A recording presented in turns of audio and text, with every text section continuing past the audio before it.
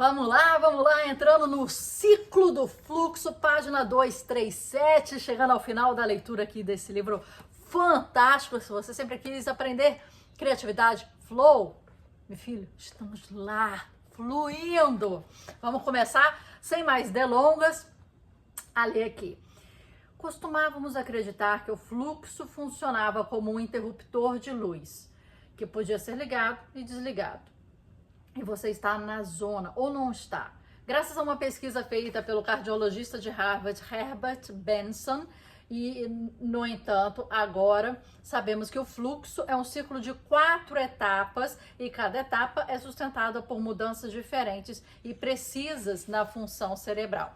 É preciso passar por cada etapa do ciclo antes de entrar no próximo. Não é possível pular etapas. É necessário completar um ciclo inteiro para entrar novamente no fluxo. É exatamente por isso que não se pode viver em estado de fluxo. Entretanto, mesmo que não seja possível viver no fluxo, definitivamente é possível maximizar o tempo que se passa nesse estado. Compreender esse ciclo é um passo fundamental nessa direção. Esse conhecimento fornece um mapa no território. Se você sabe onde está agora, sabe o que fazer em seguida. Portanto, mesmo que não possa viver na zona, indubitavelmente pode acelerar sua passagem por todas as etapas do ciclo e aumentar a maneira significativa a quantidade do fluxo de vida em sua vida. Uma observação. Mesmo que a sensação de fluxo seja incrível, isso é apenas um passo de um processo de 4 etapas. E há um ou outro passo cuja sensação é bastante desagradável. De fato, conforme veremos, essa sensação desagradável faz parte da experiência. É uma necessidade biológica inevitável. A boa notícia é que todas as habilidades que aprendemos neste livro dobra de tarefa nesse ciclo, acelerando o processo por meio dessas etapas traiçoeiras e difíceis, ajudando-nos a ampliar, maximizar as etapas positivas. Vamos analisar com profundidade. Etapa número 1, batalha. Um desempenho otimizado começa com uma frustração extrema. Mesmo que o fluxo seja uma alta incrível, ele pode começar por uma baixa enorme. Bem-vindo à batalha, a primeira etapa do ciclo do fluxo. A batalha é uma fase de carregamento. Estamos carregando, depois sobrecarregando o cérebro de informações. E é por isso que o córtex pré-frontal, que está desativado no fluxo, fica hiperativo na batalha.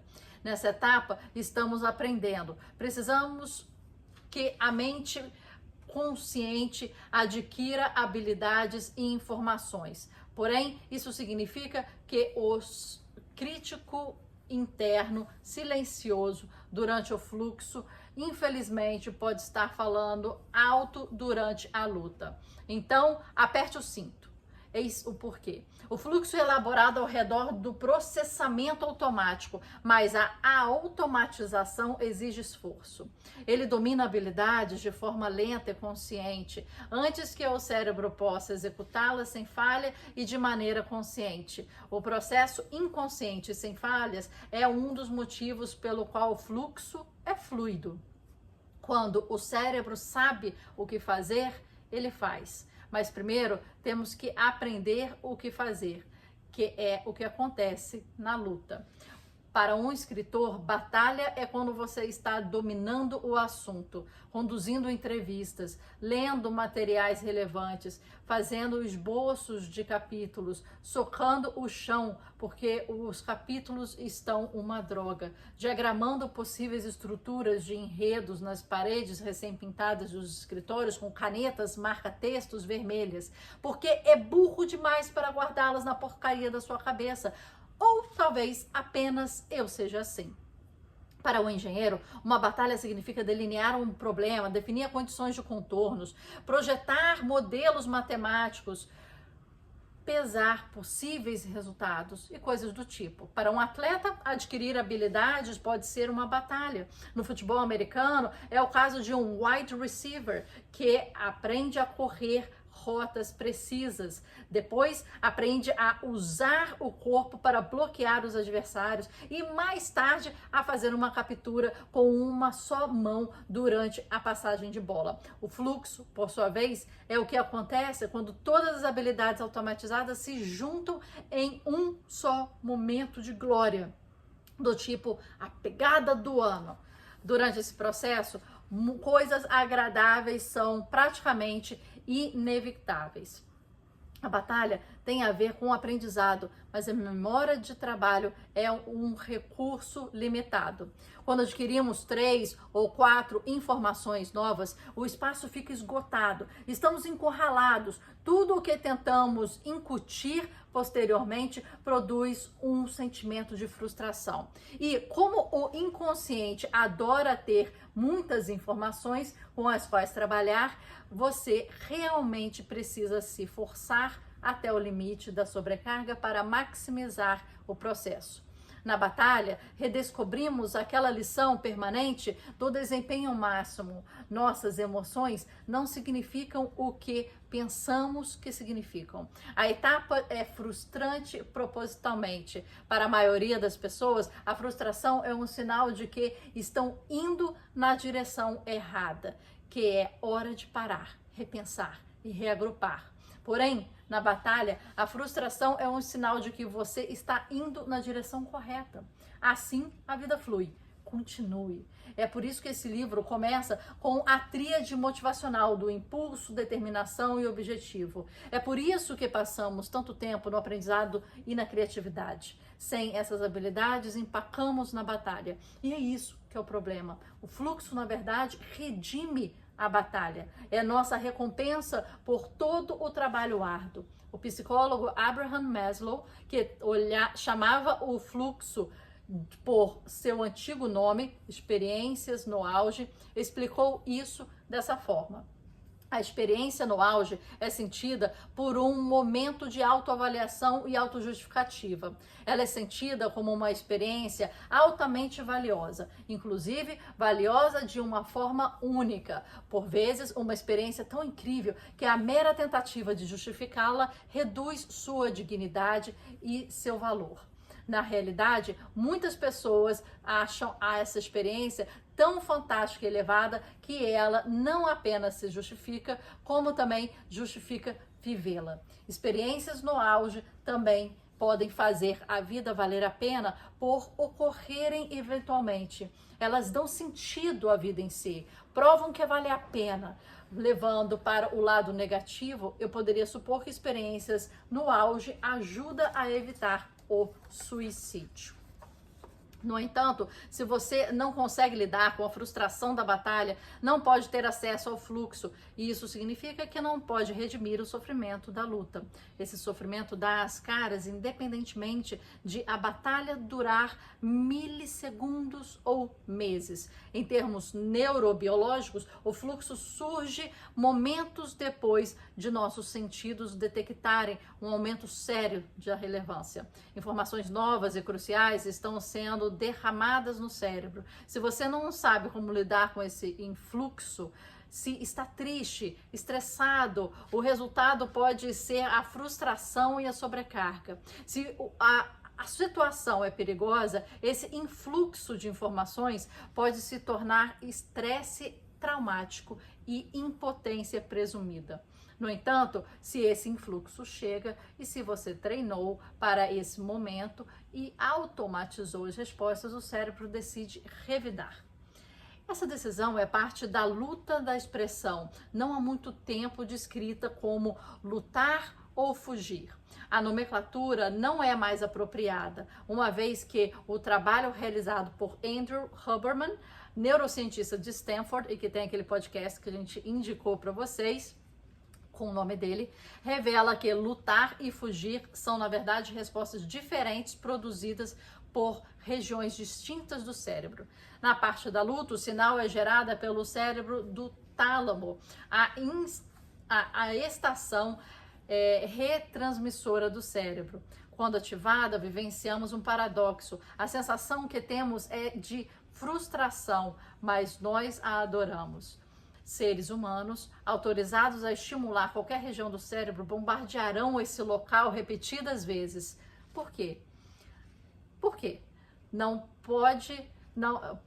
porque gostamos de ficar frustrado, mas porque a frustração em particular é tecida por meio de um sentimento que nunca recusamos, a coragem. A batalha é uma conversa. Quando aquele influxo de informações surge, o cérebro faz uma pergunta. Ei, isso que você está fazendo é muito mais difícil do que eu esperava. Você quer despender uma quantidade imensa de energia e revidar? Ou quer recuar e procurar outras opções? O fluxo tem início com a decisão de revidar. A frustração se transforma em coragem ao respondermos à pergunta do cérebro. Dizemos, diabos, vou lutar sim. É aqui que eu me defendo. Esse é outro motivo pelo qual o hábito da ferocidade é tão crucial. Sem a habilidade de reagir instintivamente a qualquer desafio, de maior parte do tempo que nos retrairemos. Se não automatizamos a luta, tendemos a procurar outras oposições. Isso também é biologia. O cérebro é um devorador de energia. Ele usa 25% da nossa energia, que contém menos de 2% da nossa massa corporal. Portanto, sua própria propriedade é eficiência. Sempre preserve calorias. Dessa forma, a maior parte das circunstâncias, o cérebro dá preferência à opção de fuga. O fluxo começa quando dizemos sim à luta. A observação prática final. Quando estiver na batalha, use os gatilhos a seu favor. Nunca assuma a batalha fora do ponto ideal entre desafios e habilidades. Sem objetivos claros ou estruturas apostos para fornecer um feedback imediato. Se ficar realmente travado, implemente a novidade e a complexidade e a imprevisibilidade. Isso é, vá batalhar em um lugar novo e original. Certifique que seu sistema de reconhecimento de padrões esteja bem abastecido e de não bloquear a criatividade com o mau humor. Se isso acontecer, aplique a gratidão, a plena atenção, os exercícios, o sono e assim por diante para reiniciar seu humor. O único gatilho de ser evitado na batalha são as grandes consequências. Sem dúvida, você precisa de perigo suficiente para se manter no ponto ideal entre desafios e habilidades, mas tentar forçar a questão raramente dá certo. Algo que todos os atletas de porte de ação aprendem do jeito difícil. Em meu caso, lembro-me de dizer claramente a mim mesmo, é só esquiar esse desfiladeiro que você ficará no fluxo para o resto da vida. Bem, o que realmente aconteceu foi que eu passei o restante do dia no hospital e a madrugada toda em cirurgia. E quando tudo terminou, sim, eles conseguiram recolocar minha mão no punho, mas não houve fluxo nenhum ao longo do caminho. Você deve assumir riscos quando estiver no fluxo, como uma maneira de aprofundar esse estado. Via de regra, riscos não são uma forma de adentrar o estado, a menos, é claro, que você também queira ir para o hospital.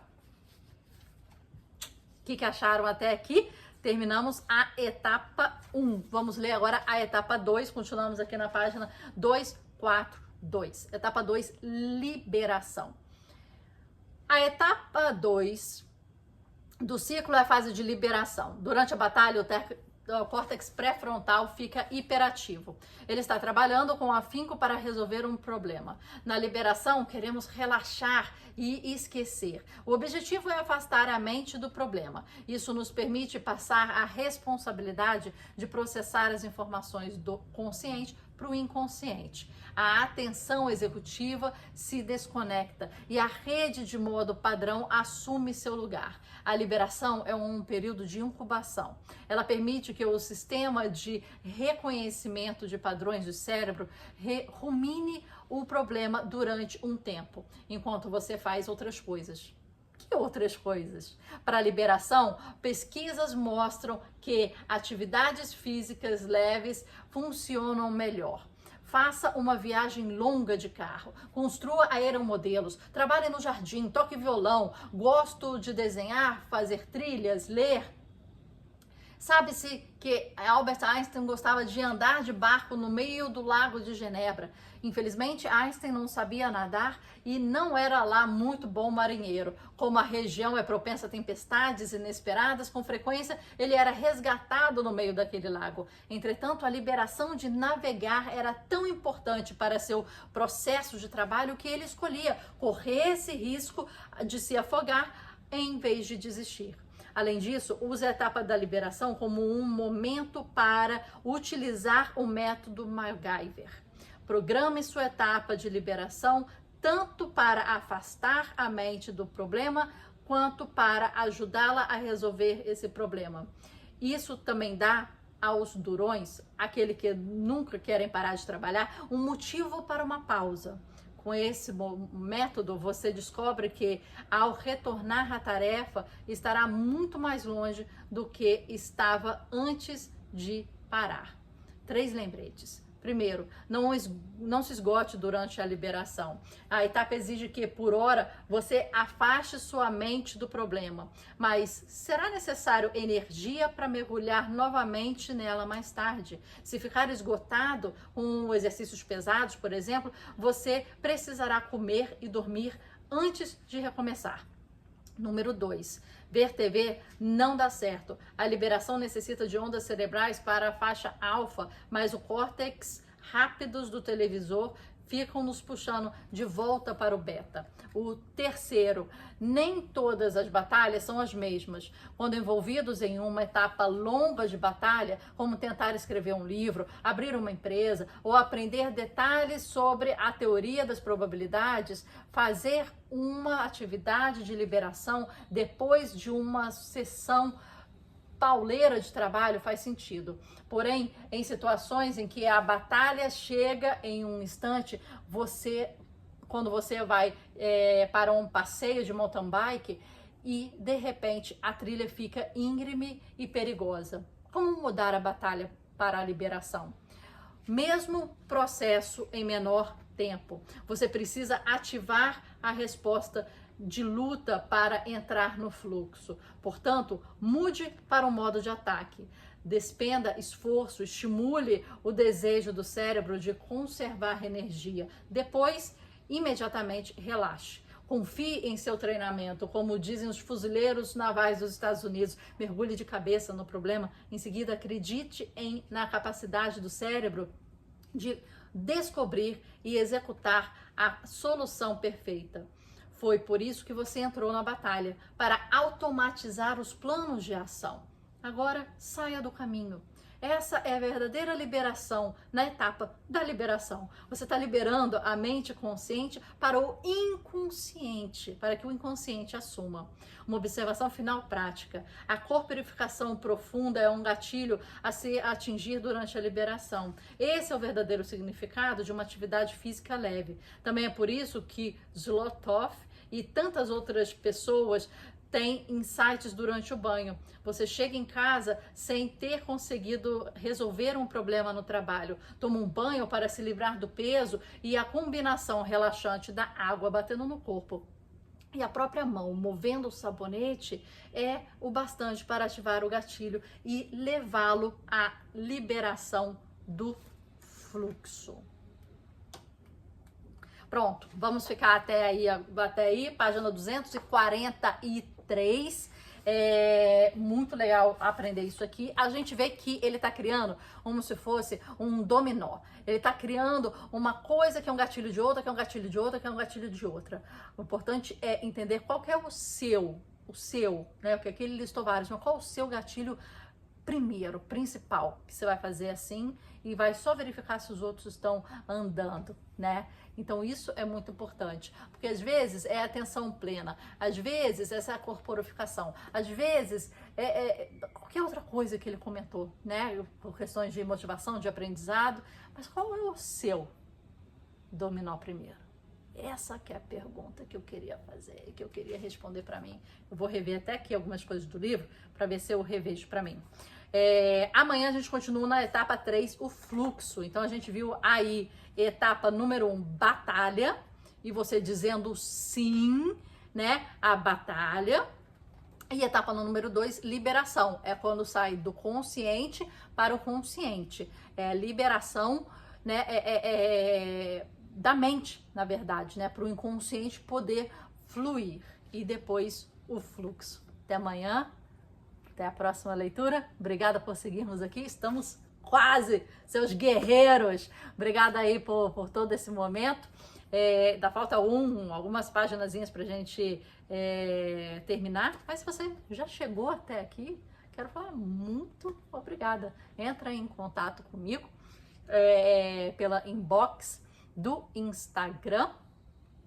E para eu mostrar para vocês o que a gente tem aí de legal e conversar com você um pouco mais sobre o Flow, fica à vontade de entrar em contato comigo para a gente bater uma bola e conversar mais, tá bom? Eu espero você. Vamos trocar. Eu tô aqui pra gente trocar. Não existe essa, hein? É troca.